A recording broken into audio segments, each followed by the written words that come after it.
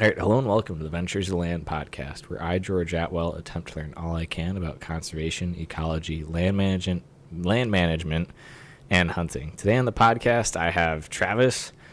I know him through church, pretty much, I think is where we met. Yep, that's where we met. Yeah, or met your family, and then I eventually met you. Yeah, through your family. You probably didn't. I think, yeah, because you came to visit our farm because we were having some cow troubles, and you offered to give your input. Yeah, I think Father was actually the one that was like, so there's this new group that joined the parish, and they have a cow, and you're a dairy farmer, so could you help them out? I'm like, well, I suppose I could probably be of some help in that area. Yeah. You got how many cows? We've got 60 milking cows, and then we raise all of our young stocks, so we've got about 70 young stocks. So nice. We pretty much at any moment in time have somewhere between 130, 140 head on this farm that we manage every single day. So, but 60 are milking right now. Yep. Nice. Yep. So how many gallons of milk does it produce a day, pretty much? Oh, gallons. Okay, we could talk pounds if you want to. We sell it by the hundredweight, so that's easier. So right now we're getting about 60 pounds of cows, so that's about 3,600 pounds a day. Yeah. That we're getting from those cows, and then it's roughly 8.6 pounds per gallon, 9 pounds per gallon. So we're getting, people can do the math and figure that out. We're getting one quart for our one dairy cow right now. Well, your management system is different than what we're managing for too. Yeah, you're not expecting your cow to pay your bills. No. That is, it's kind of interesting of like going from our farm where we're just focusing on like mainly infrastructure right now, and then we're like, yeah, we'll worry about the animal stuff later. We're also kind of just in a position to be able to do that, to like coming to your farm and it's like an actual like working farm. I'm like, wow, this is like kind of a lot. Well, and to be honest, I was kind of intrigued to visit you guys because I see this awareness of people wanting to be more connected to their food, and I think that's awesome because there's been this gigantic disconnect that's grown in the last couple generations, and it's neat to see it coming back. And I see all this, and my mind is wondering how does this all work out? How does this all play out? Because when I came to visit you guys, I'm like, I really want to get my head wrapped around this because this is a totally different management system than what I'm used to. I'm managing 60 cows and trying to maximize production I can organically out of them. Or you guys just want a cow because you want enough milk for us, and right now, drink. Yeah, right now it's a quart a day. Yeah, well, but you're raising a calf off of that too, and so it's just a different dynamic. And I look at the infrastructure that I have to manage my livestock, and how different that looks when you're not managing it for profit. And so then it brings me back to the question of like, geez, do I need to really work this hard or not? Maybe I just need one cow and I can milk it. But I don't think I'm going that route anytime soon. But so I'm interested to learn more about that because I think there's opportunities where there's more people that are going to be looking for ways to be connected to their food. Much like you guys, you want to produce your own food, do as much of that as you possibly can. I think that's a wonderful thing to do. I mean, we in a lot of ways do that here. We butcher our own animals, and so we harvest that. We're harvesting the milk, and different things. So I take value in that other people want the same things that I want too, and just how can we help people who have been disconnected from this type of lifestyle. I grew up on a dairy farm, so that makes it a little easier. Not always the easiest. Sometimes you can come in with it with a lot of, this is the way my dad did it, so this is the way I'm going to do it. Yeah, for sure. And so you miss some of those opportunities. Like listening to some of these new first-generational farmers, it can be interesting because they come at it from a whole different approach. They're open to every new idea there was. They don't have any preconceived notions. Sometimes they should, because you're like, oh man, you are just way too optimistic how well this is going to go. Like you're working with livestock, like they are just prone to like exposing you to new opportunities every moment they can. Yeah, and breaking stuff and water heaters. yeah, it's just like, oh man, this is a thing now. But yeah. So yeah, I think it'd be cool to find ways to create these networks, and it's kind of like my wife was saying this morning. We just finished breakfast after doing chores here and before starting this podcast, how there's opportunities within our local communities. Like the one parishioner brought eggs, another we brought some milk, and people it's have kind of just you're all helping each other out. Yeah, I think that'd be cool if we could get to that. And I've had conversations with your dad and things too, where I look at the Amish community, the Mennonite communities. It's a community that focuses on taking care of themselves. Yeah. And they're not out to just break the bank and get rich off everybody they possibly can. They're fair folk. No, they just want to live sustainably with each other. Yes, sustainably with each other and the community with which they live. Yeah. We have a lot of Amish neighbors, and they're wonderful neighbors, provide services back and forth, and but everyone likes working with them because they're just honest people. Yeah. You know that you're going to get what you pay for and vice versa, and people appreciate that. Yeah. And really, I mean, you could kind of just say that's one of the drawbacks of capitalism in general. Right. It's just as good as capitalism is, everything has its drawbacks. Yeah. It just seems like everything nowadays just has to be an exchange. You do this for me and I do that for you. As long as I come out ahead. Yeah. Yeah. And it's nothing will get done unless I get something out of it. And it's or you could just do it to help me out. Because it's the right thing to do. And that's in knowing that it's going to come back probably tenfold in different ways. Yeah, for sure. Yeah. No, I mean, doing stuff selflessly is definitely kind of just a lost thing. And it is also, like you were talking about, kind of just farming just to live, it's it is kind of cool to do the homesteading type of farming. It's we're just trying to have the cow so that we can have milk for ourselves. We're not really trying to sell any of that, but also guess what, now we have the infrastructure for a cow. Well, now we could do beef cattle along with it, and maybe we sell that stuff, you know? And I think that's the real challenge for me is how and what intrigues me is how can you make homesteading sustainable? Because so much of what I see being promoted is a lot of different ways that it's a large sum of money coming in that's building infrastructure with no payback coming back to the infrastructure. Well, okay. I mean, if that works, that works. I'm not dissing that in any way.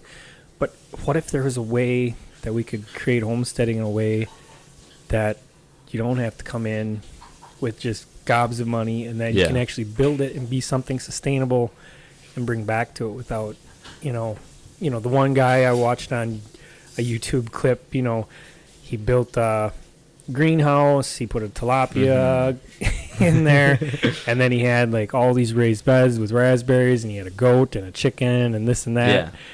And I'm that's a full day job, and he just invested $200,000 in his backyard.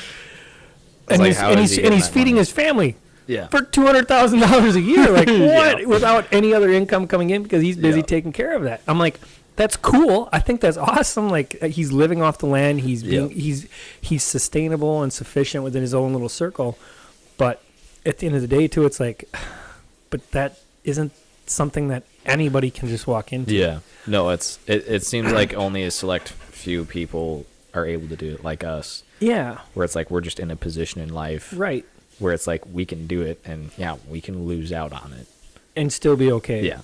Yeah, the goat died. Well, I guess we're not having mutton tonight, honey. Yeah, sorry, we're gonna have to have the pig. Yeah. Or I also I had this conversation with people of I try and get people to have chickens or whatever. If you have an acre or 2 acres, just to be more connected to your food and stuff. Right. And I also preface it with, by the way, there's no this isn't a cheaper option. You're gonna lose money. You're gonna have to get the chickens, the feed, and a coop, and you're gonna get an egg out of it. And by the way, it's gonna change your mindset, and you're gonna think about getting a goat eventually too. There's this weird thing on social media where people will post if your wife ever starts making sourdough bread, we'll just go to Tractor Supply, get a chicken coop, because guess what? Now you're a farmer. Right, yeah, and all of it's cool. We need more of that. We really do. Just for everybody's sanity's sake and health. I mean, I consider myself fortunate that I get to do what I get to do every day. Yes, I'm not looking forward to, after this podcast, in the freezing cold going and fixing the water. I'll be honest, I'm not thrilled about that. But at the end of the day, I can see why people want to do like what I'm doing, be connected to what they're growing, because I get to enjoy that. Why would I want to deprive anybody else of that? But at the end of the day, I'm trying to make money off of people consuming my food and not being reliable on making their own stuff. Yeah. So it's this healthy blend. And so, but if there's a way that we can all work together, I'm excited to see how and where this goes. Yeah. I think there's also, like, there's a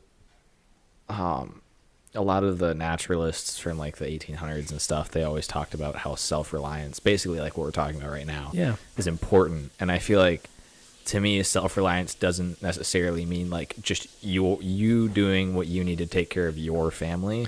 It's really just like the immediate community around you. Like, yeah, maybe there's a farmer, maybe there's like a blacksmith, maybe there's a car mechanic, like, and you kind of all do things for each other. Yeah. Just like because that's how it needs to work. Hate chickens. Yeah. And George is trying to tell everybody to grow chickens. I'll go get my eggs from George and his buddies. As long as George and his buddies come and get milk from me. Yeah, and it's like, it's not necessarily like you need to be able to do everything yourself. It's like you just need to be able to do enough to be an active contributing member to a community. Yes. And like that's really like what society like is. It's just on a much larger but it's on a larger scale, and there's a lot less things that are being like done that don't really need to be done. Yeah, there's like a lot of middle people. Instead of like insurance companies of like, oh, my house burned down, maybe we just all come together and build a person a new house. Much like the Amish community would do. That's what happens is they have their own insurance policy basically is each other. Yeah, for sure. That's their insurance policy, is they know that when a catastrophe hits any one of their members in their community, they're going to have the back of everyone else in their community. I've many times, if a child is sick or a husband gets injured in a farm accident or something like that, that community is right there paying all the bills, medical bills and everything like that. You know, if a barn burns or something like that, it's built within a week. They have their own resources. They set money aside knowing that that's for everyone, which is what insurance is. Setting money aside for when it's needed. Yeah, where it's like, I don't know, just like paying each other in deeds rather than money. It's just like, which is a hard concept in today's world. Yeah, because everything is just so money based. I also think it's like, it's a mindset change. Yeah, it's a mindset change, because from when we're first put into school, it's like, that's what school is always for. It's like elementary school is to prepare you for middle school, which is to prepare you for high school, which is to prepare you for college, which is to prepare you to go out into the real world and make money. And that's just like what your life is. And you just try and make as much money as possible. And you just like shut up and listen and make as much money as you possibly can, and just don't think about anything else. Well, and it's nothing bad, but people aspire for great things. Yeah. I want this, I want that. I see people doing this, and I think that's cool. And how do I get there? Well, it's going to take money. Yeah. And so it's really easy to fall into that trap of, I shouldn't call it a trap, but mindset of, this is, in order to achieve what I see as a comfortable or what I want in life, it's just going to take money, where, I don't know how you can create that different ways. And I'll be honest, my mindset is changing through all of this too, is, a lot of what I've always been is like, well, what can I do to get the maximized production out of my cows so I can make the most money? Yeah. I still want to do that. Yeah. But what if there is a different way of doing this? What if there's a different way of approaching it? And that's kind of what I've been seeing some of these homesteader people, and I'm like, they're happy. they're happy. And so like, what can I do that finds a happy balance in all of that. And and some of that comes down to just putting faith in a higher power and following with that, and knowing that you're in the lane you're supposed to be in, and just stay in your lane. Yeah, for sure. Put your faith in me, and that's where it'll be. Yeah. I think, there's definitely, I've kind of said this a bit recently of just like, you're talking about like higher power, which for both of us is God. Very important. For me, right now, I'm like dealing with like college application stuff and all of that. And it's like, I could sit here and I could be anxious and I could be worried about it.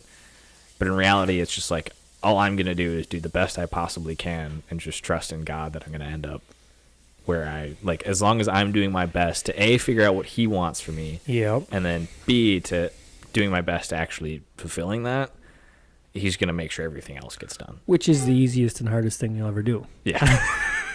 I think easiest in the sense if you do what he wants you to do, it's going to be the easiest thing you ever did. The hardest part is like being patient enough to listen. Yeah. Be like, are you really sure that's what you want me to do? Yeah.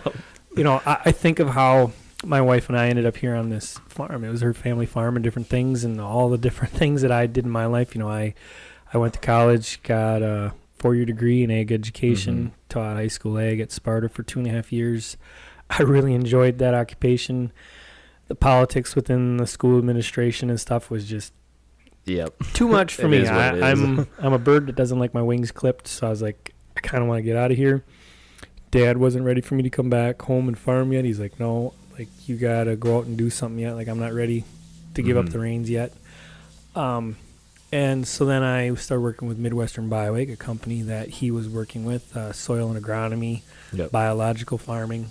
My dad was organic, and so he used a lot of their products. Not that they're only organic, but they worked with the soil, with nature.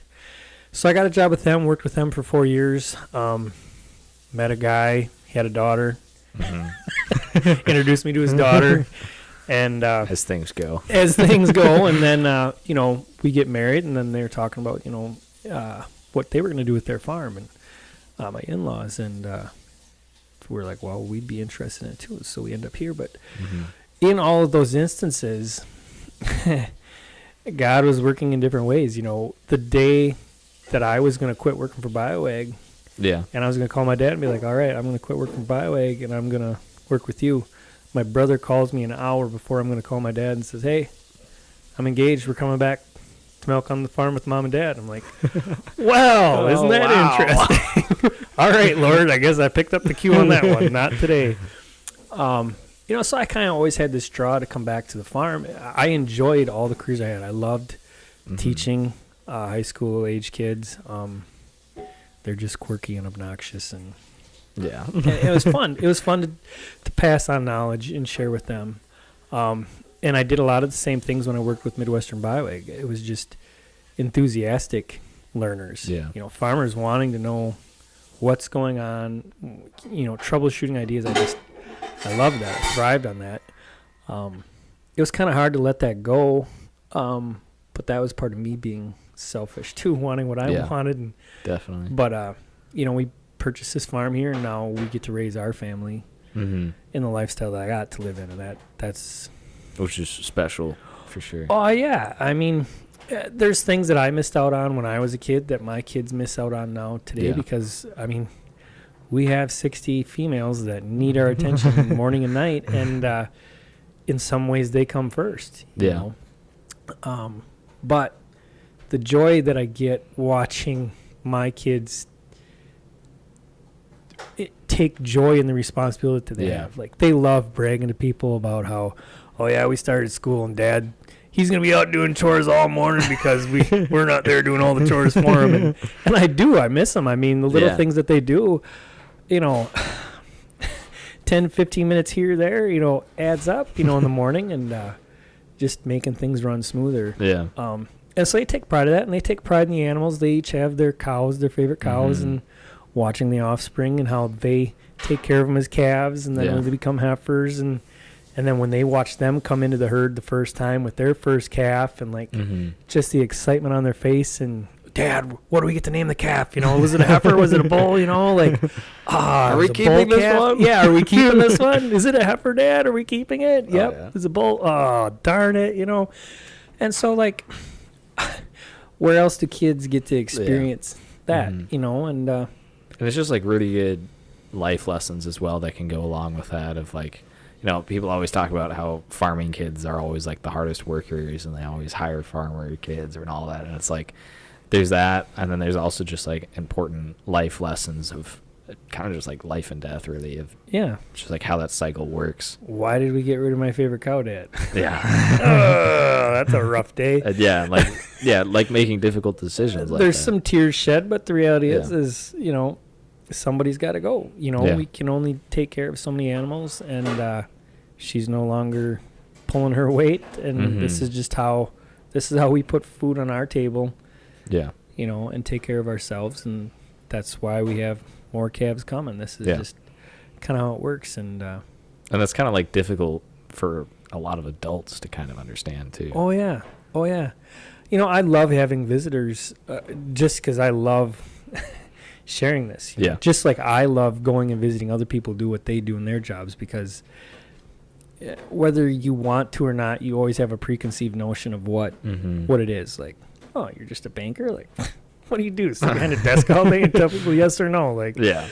there's a lot more to it than that. You know, Yeah. people are like, well, you're just a dairy farmer, you just milk cows morning and night.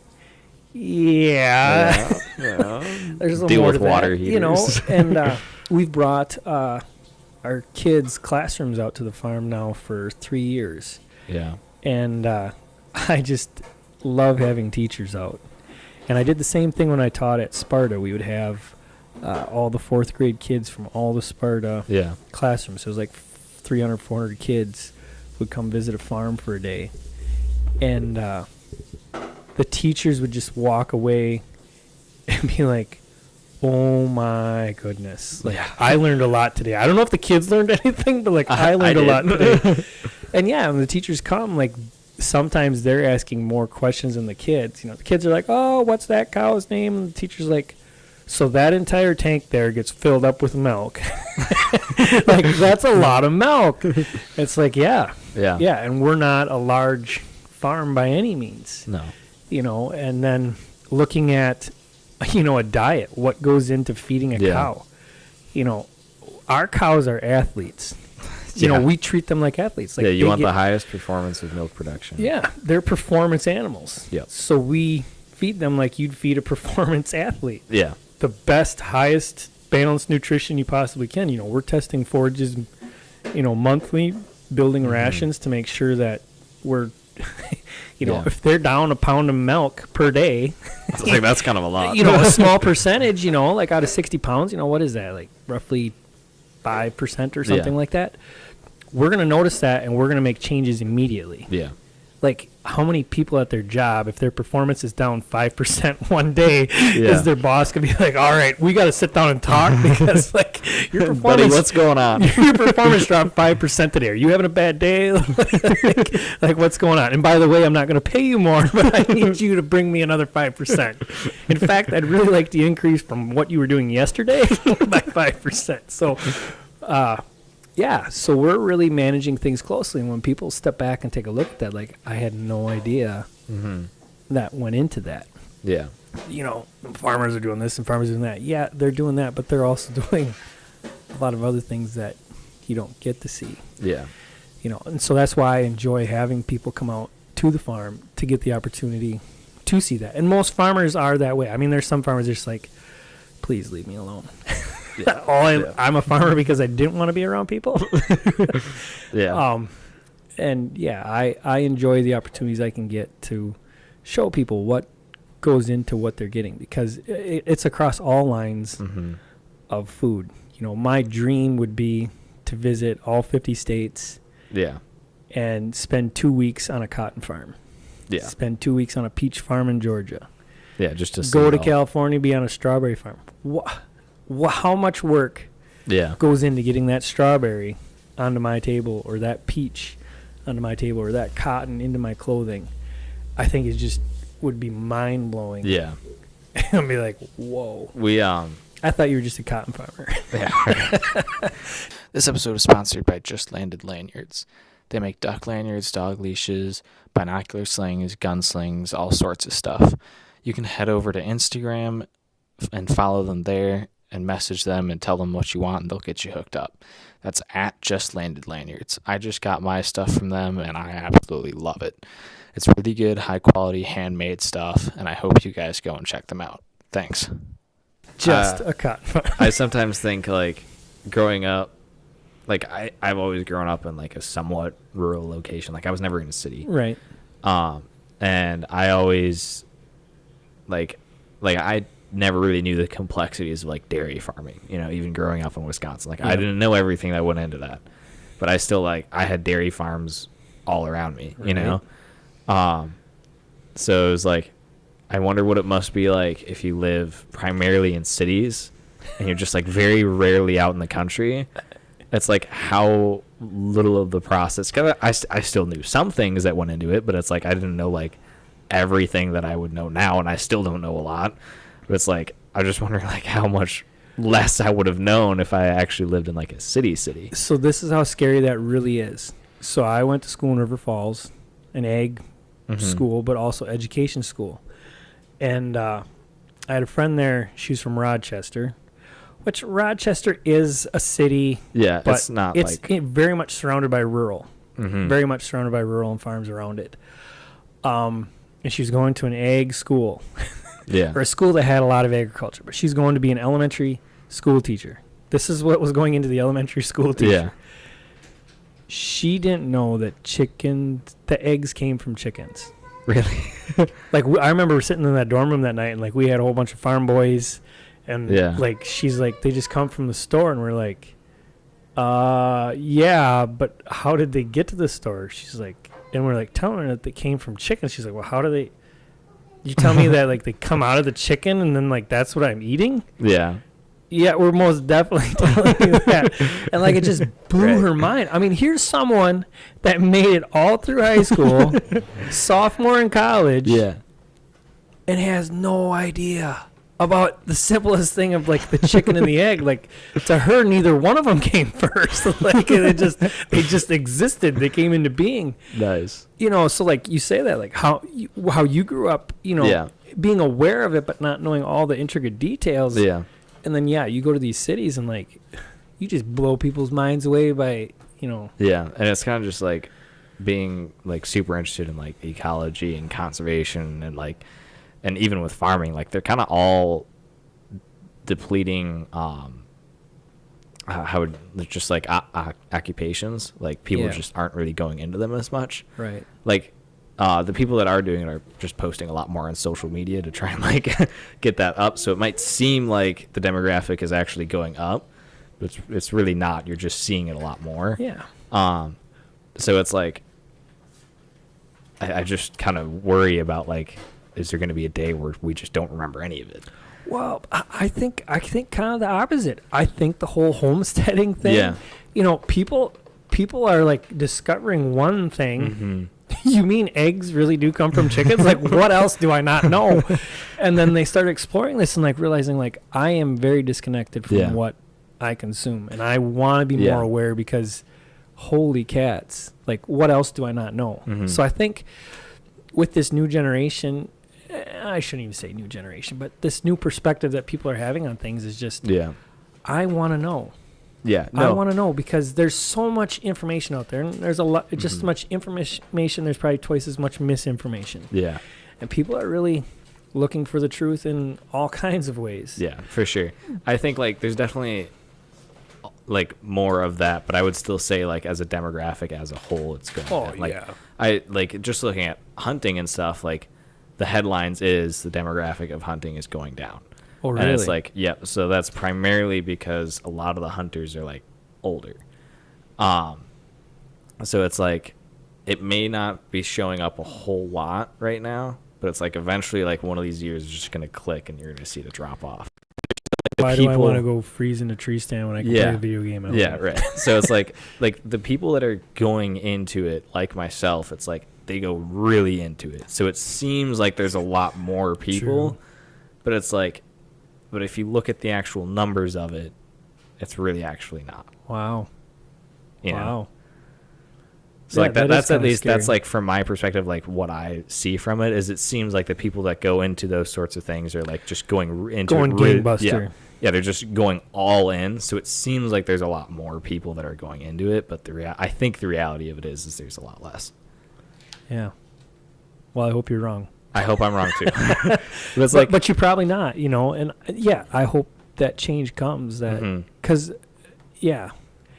I know that farming in general is just we're losing farmers left and right. We make up less than 1% of the population, and it's just like, and we make up 99% of what you eat, or more. But then also like, so you have to think about it of like, I know a lot, like 1% of the people that I know is not farmers. Right. I would say it's probably the opposite. 1% of the people I know have nothing to do with where their food comes from. Yeah. But that's just because like that's who I am. That's who I grew up as, So it's like, to a farmer that might sound a little weird that it's like, oh, it's 1% of the population. Like, that's weird. All the people I know are farmers. Well, and then you take 1% of those people, farmers. Yeah.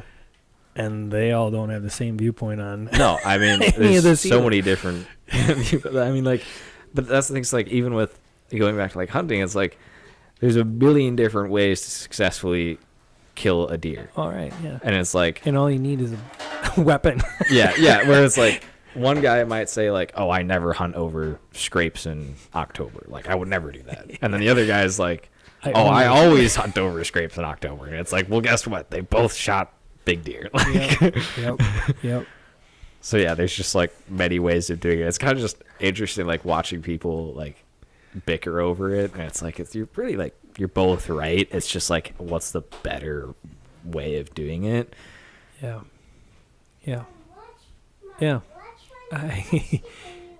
Everyone has an opinion, and part of what makes, I'm going to pick on farmers, is what makes a successful farmer is that he's stubborn. Like, they're the only people that are stubborn enough to continue to do the same thing over and over again. Yeah. And meet obstacles. I mean, it doesn't matter if you're a grain farmer, your struggles are maybe a little less than a livestock farmer, and a beef farmer a little less than a dairy farmer.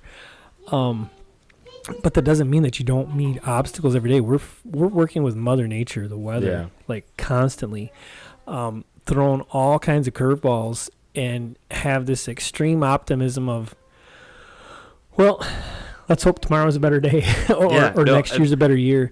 And so like they're stubborn. They're like stubborn people. They're like some of the most like unwilling to change.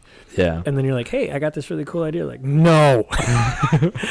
I've done this the way I've always done this, and I'm not going to do it. Or my father did it, and the way my grandfather did it. And you also mentioned, like, being optimistic and stuff. And I do see that a lot with people where it's just, like, they're so pessimistic about the way things can be. It depends on what day you pick the farmer, and he's going to sound pretty I'm not you saying talk to me in a couple hours when I'm done with that water. Like, I may be a little more pessimistic than I am now. I'm just saying, like, in general, it's like people just seem to have a very pessimistic outlook, And I'm not saying, like, everything has to be all sunshine and rainbows. Like, I'm not saying that. But it's like, if all you ever think about things is, like, in a negative way, it's like, guess what? That's all they're ever going to be. Right. Right. Which is easy for me to say because I haven't had a whole lot of experiences where they're negative, but, like, Yeah. And so, I mean, even myself, who I'd consider myself pretty open-minded to a lot of new ideas, and have tried a lot of things and failed at a lot of things, that when somebody comes with a new idea to me, I am sometimes the biggest skeptic too. Yeah. But I'm also one willing to, like, all right, you convince me there's a chance, so I'm willing to try it. Yeah.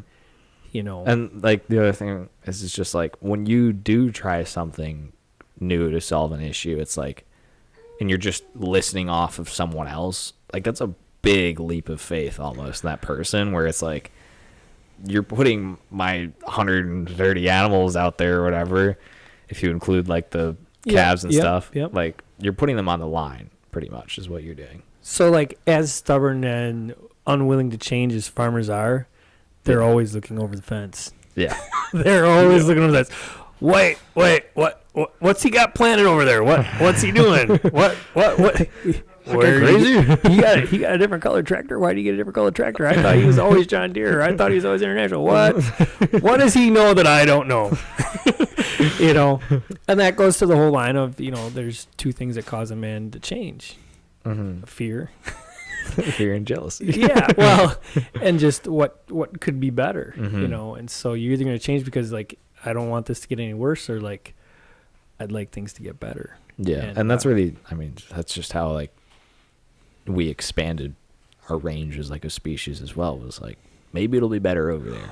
Well, and I was having a conversation with guys this day. I'm like, how like foolish did you have to be to get on the Oregon Trail? Like, how bad was your life? So like that, like the Oregon Trail sounded like a better option. Like, I don't really know what the percentage is at this point, but I'm pretty sure it's like 70% of people that go on this thing die. But I'll be different. I'm this going. time. Yeah, I'm going to be different.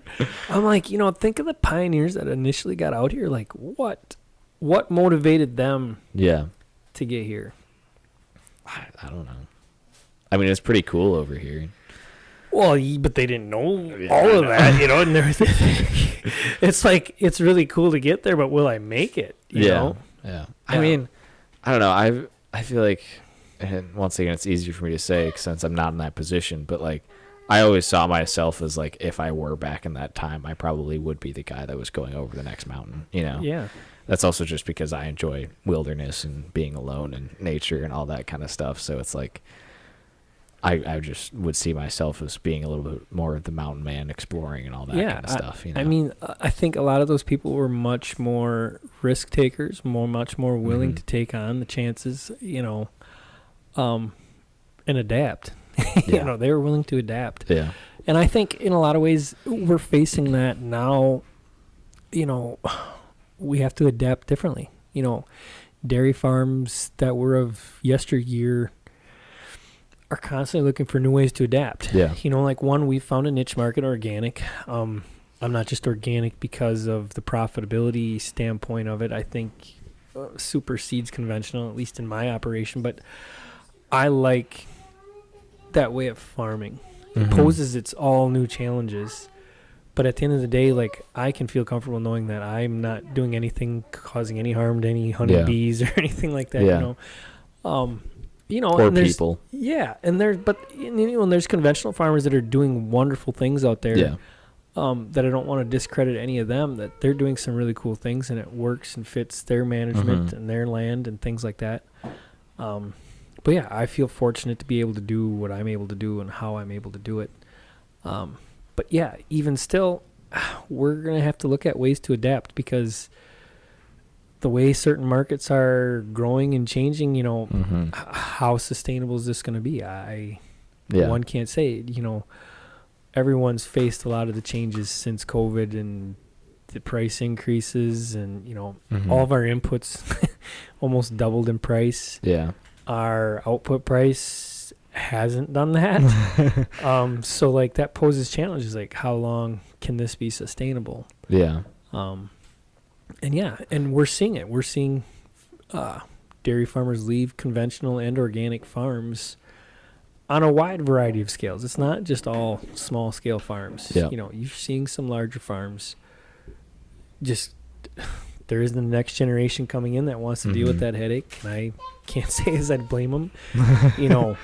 When we got into this 10 years ago, I wasn't anticipating this is what my 10 years out was going to look like. At that time, the future looked just unbelievably bright for organic, and we hit some pretty rocky spots like 3-5 years in where different markets changed, rules, regulations, and different things like that. And so,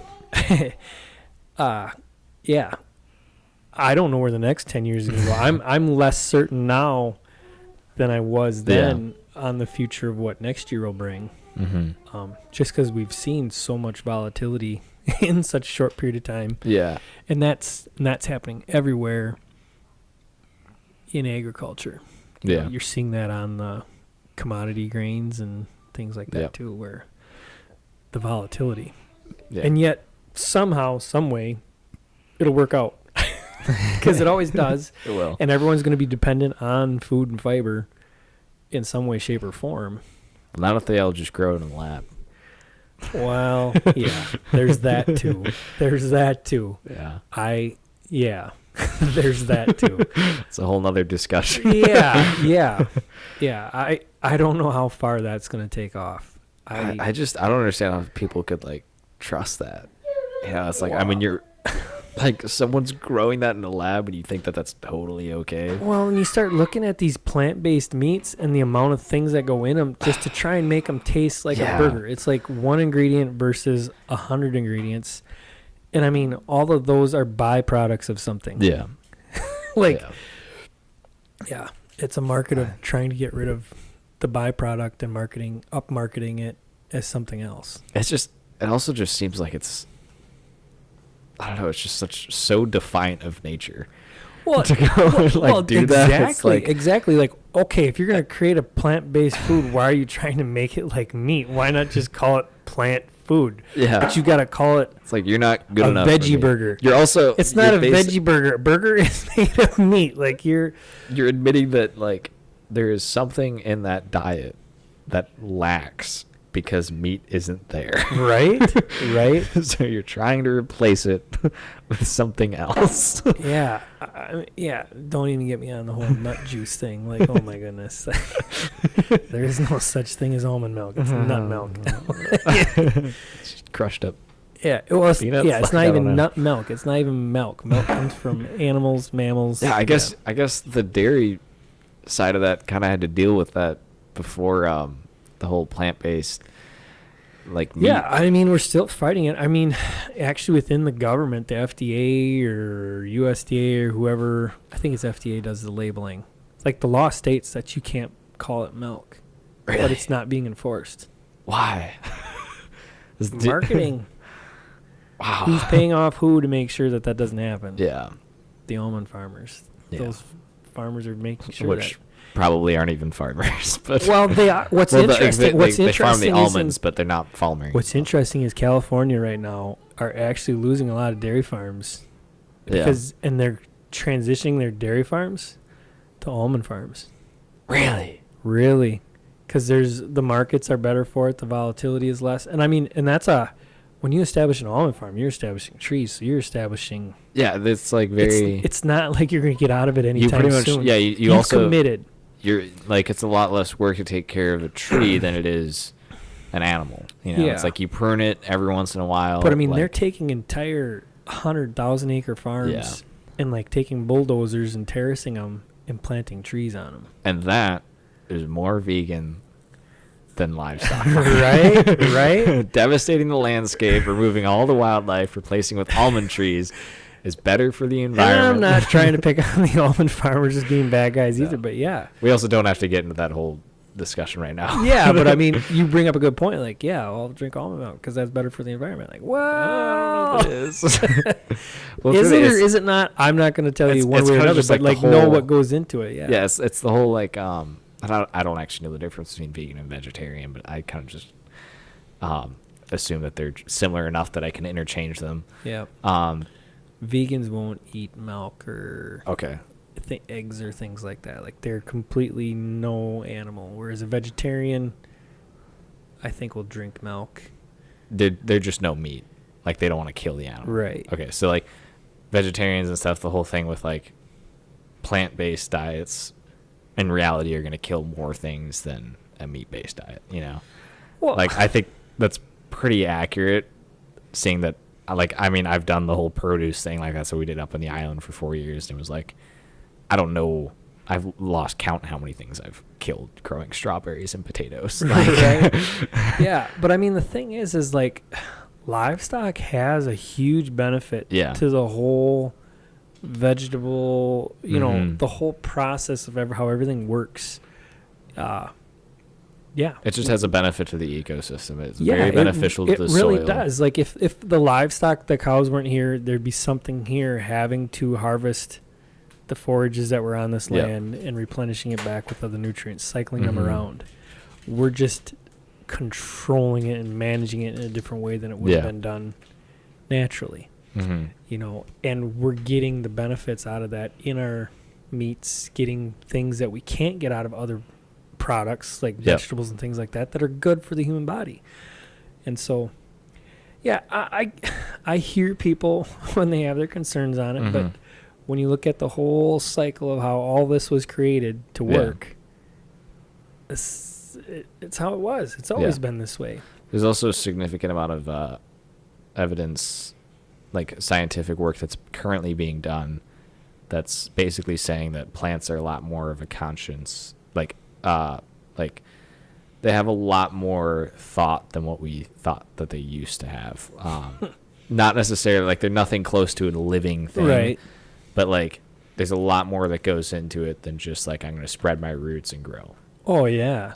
Like there's a lot more of like a being that's happening there than what we previously thought. Oh yeah. I don't know the specifics on it. Yeah, but I mean, it's really easy to see how plants react under Mhm. different environments and how quickly they can respond Yeah. to dry weather, wet weather, insect predation, all these different things, fertilizers being applied. And Yeah. Yeah. Yeah. There's a lot more than just a growing thing there. Yeah. There's a lot of things that happen, right? There's just so much the human mind can't understand and Mhm. know about what's just naturally Yeah. occurring and happening. And all farming is doing is trying to mimic what nature already does. Faster and yeah. Yep. Which, I don't know, brings a whole other question. Is that better or worse? I don't know. Yeah. Yeah. And there's definitely people out there that would say like, oh, so you're just like, why not just let nature do its thing then? And it's like, Right? it's a completely different discussion of like, first of all, we have to have the discussion of what is your definition Well, then of you nature. shouldn't be listening to this podcast because you're using electricity and everything like that, Yeah. like the people that are like, well, we got to go green or this, Mhm. that. Like, I'm all for being more energy efficient, things like Yeah. that. Like, we're doing all those things, but like, I don't know if that's necessarily going electric. yeah, like I think there's a lot of science. that unplug needs to be done everything first. you have Yep. and don't use any highway system. Yes. No, it's literally like if you really want to go green, I feel like the only option. I don't really know. I haven't read any literature on it or anything like that. But it's like what would make sense to me is to just like unplug everything you have, start a homestead, and live sustainably off of the land. Like Yeah. that's really all that you could do. So it's like, and the You're whole probably going to want a horse to get to where you're going. yeah, And you're going to Yeah. have to feed it. yeah, And yeah, and I'm being really critical of that. Like yeah. we are very very conscious of that. Like we were feeding a product here. It was Agalin. It was an essential oil product that was reducing the amount of methane gas Yeah. that our cows were producing. It was also making our cows more efficient. Mhm. We've since quit feeding it because we weren't seeing the production benefits out of it. Yeah. So like I don't want people to think like I don't think about the environment or Yeah. anything like that. Like we've also replaced our water heaters in our house and in the barn with on-demand hot Mhm. water heaters, and wow, what a savings. Yeah. There's also That there's is nothing wrong with like installing some solar panels on your barn or whatever. Right. Like that can be expensive. Yeah. And like I think eventually like depending on how much you're doing, like the math does work out in taxes and all of that. But like yeah, like there's nothing wrong with that. Like when I build my house, like I want to have solar panels on it and stuff. Like that's a long ways away. Yep. But like I'd love to have it like 100% solar. Like I think that'd just be cool. But I don't necessarily know if like switching completely to electricity is necessarily like a way that works. Like I just don't know. Well, and that's the thing is like so many of these solar fields that are being put into place like are taking out productive ag land. Productive ag land and also wildlife habitat. Like Right. there was I don't know if this went through, but back in spring there was like a bill that was trying to get passed to turn I think it was 10,000 of the last acres in Wisconsin for prairie chickens, like prairie chicken habitat, into a solar farm. Yeah. And I was kind of just like, why is that better?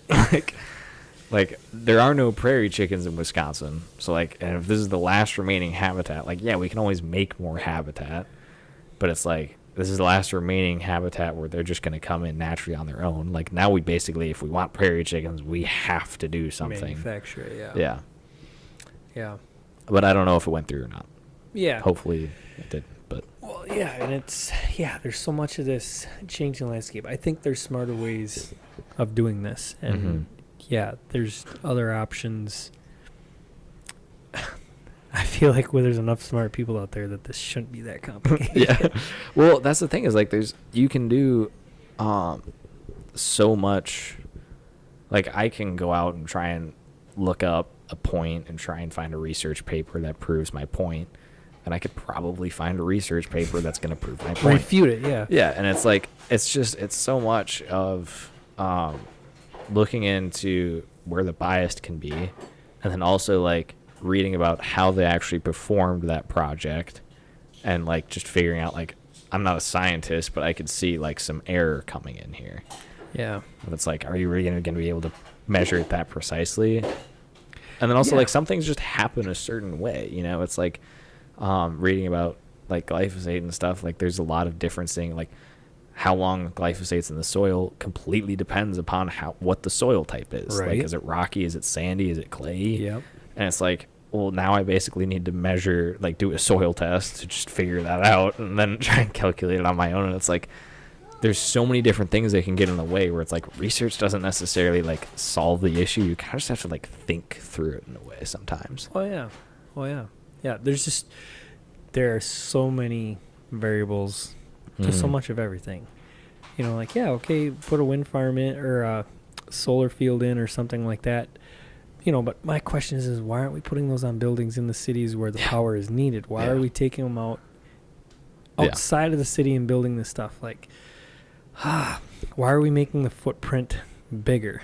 Yeah, where it's like literally on this farm, I don't know how much energy you're using, but it's like if you covered the roofs with solar panels, you could probably make enough electricity to power your farm, I would think. Yeah, I guess I've never looked into it. We'd probably have to put in a little more than that. Yeah. Because I know a farmer down the road here who did do that, and I don't think he's generating more than what his farm. I think it probably depends upon like what price point solar panels you're doing. Like there's so much stuff that would go into it. Oh yeah, yeah.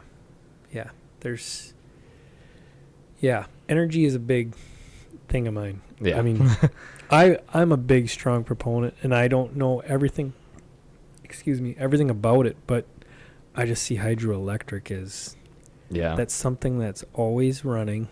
Yeah.